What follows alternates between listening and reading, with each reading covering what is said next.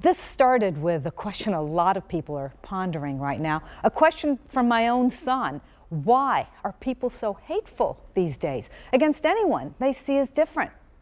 It made me realize that much of what we're seeing today follows a powerful playbook from the past, my father's past. So I had to go back to travel to the homeland my dad left in a cattle car train 75 years ago on the way to a concentration camp. I had to uncover his Holocaust journey to understand what to say to my own son now. Oh my goodness. Up these steps. Yes. Behind this door. Be really careful. Lies the hiding place. This was where it happened. The attic I've heard about my whole life. This is where they hid. I've come here to see for myself what happened, why, and could it happen again? Częstochowa, Poland is a 13th century village all grown up. A wide walking path winds through the main alea, postcard picture perfect. This is my father's hometown. I wish I could show you family photos, but they disappeared, along with almost the entire Jewish population here, more than 30,000 people murdered. Lang und rank sein. Flink wie Windhunde. It started with words. Keinem etwas zu leiden. Words that spread hatred. Hatred that spread through media, in articles and political cartoons, to the streets of Częstochowa. And now I've come back to my father's hometown and to the building where he grew up. Through a stone arch above a large courtyard, my grandfather Hirsch built from scratch a shoe factory next to spacious living quarters. Until one day, the Nazis took it all away. Hi. Hello. Nice to meet you. The current tenants let us in. Thank you.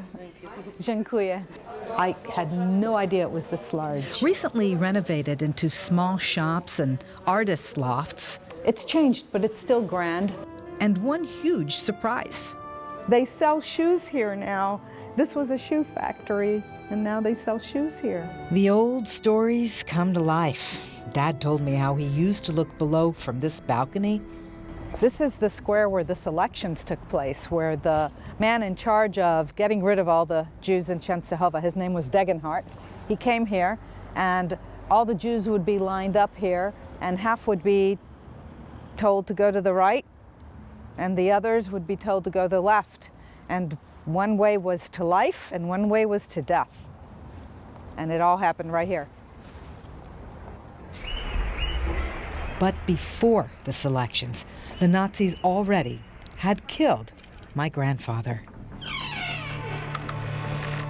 His funeral was one of the last formal wartime burials in the Jewish cemetery 5 miles from town. They walked all the way from Częstochowa carrying a casket. It was my grandfather's casket. I came to look for his grave. But it was lost to time. Vandals and vines have ravaged the tombs. Ale były malowane na złoto te litery. But then another surprise. No one in my family today knew, but this is where my great-grandmother lies. To find her gravestone, which no one had visited for 80 years. I brought a stone to lay somewhere on my journey. This was the place. This one comes all the way from Cincinnati, from the Holocaust and Humanities Center. Saying a prayer at her grave, I think, was an appropriate place for everyone else who died, whose graves I will never find, who have no graves, who died in ovens or gas chambers or on cattle car trains. I can never say a prayer to them at their graves, but that grave can stand for all of them. Among those whose graves I'll never find, my grandmother and uncle, which brings us to that attic. This was where it happened. This is where they hid with my father. To stand in that attic and Just imagine listening to the boots of the Nazi soldiers outside while they hid quietly in that dark. And this is where his mother arranged for him to be smuggled out of the ghetto. He didn't know it was the last time he would ever see her. A few days later, the Nazis came up and they found this hiding place, and they took them away on the last transport. They ended up here, the Treblinka death camp. They came on train tracks that were along this route, and when they got off, they had no idea that in hours, their lives were over. Right back there are ashes of bodies, of humanity, of culture, of a whole people that are no more. It's beyond comprehension. Today, the gas chambers and ovens are gone, replaced by thousands of stones marking the victims' hometowns. It was a way to say goodbye to my grandmother I never met. But even in death, she had saved my father's life. Now 11, Dad hid in a series of spaces in the small ghetto. It was a horrible place, and there's no food. They hid in attics or underneath floorboards. Until the final liquidation of the Jewish ghetto. On this square, my father lost the lottery of the last selection with a group of other children. They were marked for death. They were about to get on a truck and go to the cemetery and be shot. And a Nazi saved their lives. He had children Dad's age. He took this group of kids to a factory called Hasag, where the last surviving Jews of Czestochowa lived and worked as slaves. They worked 7 days a week, 12 hours a day, cleaning and refurbishing armaments for the Nazis in this building. Here, my father slowly starved for the next 18 months. Harsh as it was, there's a story I heard my whole life I just had to see. One of Dad's jobs was to care for the campmeister's flock of geese. And he was allowed to walk outside of what was the gates to a stream, and he would lie down on the grass and look up at the sky, the blue sky, and imagine that he was free. I want to see the spot where that happened. If the stream is still there, it is. It's there. Oh my gosh. I just could feel him sitting there looking at that sky, lying back in the grass and thinking, oh, this is what it's like to be free. And then I called halfway round the world. It was a moment I had to share with my dad. Oh, Abba, I love you so much. I'm so proud of you, so proud of what you survived. I am so glad to have you. I love you. I love you.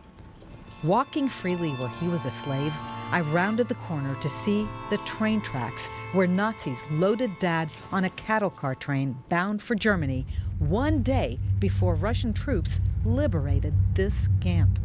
He would spend the next 9 months in the worst place yet. This was the last leg of the journey, last leg of the Holocaust journey here at Buchenwald. He stepped out here to snarling dogs and armed Nazi guards. He was 13 and alone. I walk the same road now as he did then. And finally, around the corner, there's the famous gate I've seen only in photos.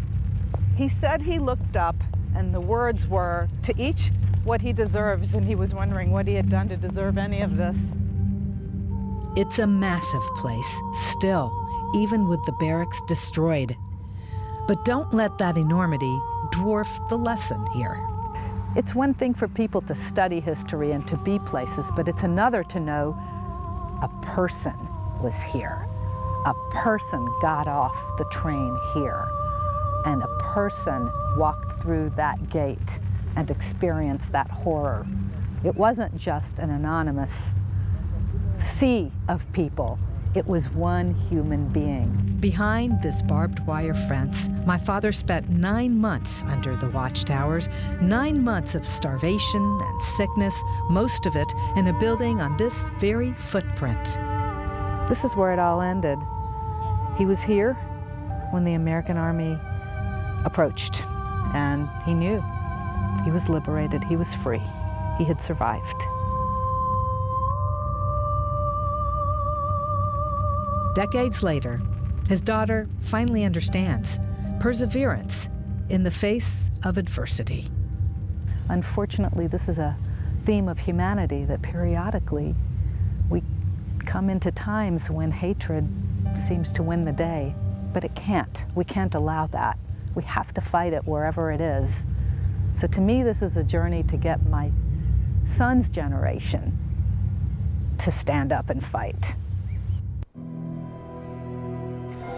You can fight too. I followed in my father's footsteps so that I could pass on the lessons of this sad legacy, to turn hate into hope, to empower generations today and tomorrow. And that is why I'm working on an educational project based on my father's story to fight bigotry wherever you find it right now. Monique's legacy is an immersive audience experience that uses projections and virtual reality. I hope to get it into schools and community groups so that if they want to talk about these issues, they have a way to do it. And you can find out a whole lot more about this on a special page that is on WCPO.com, Hope After Hate.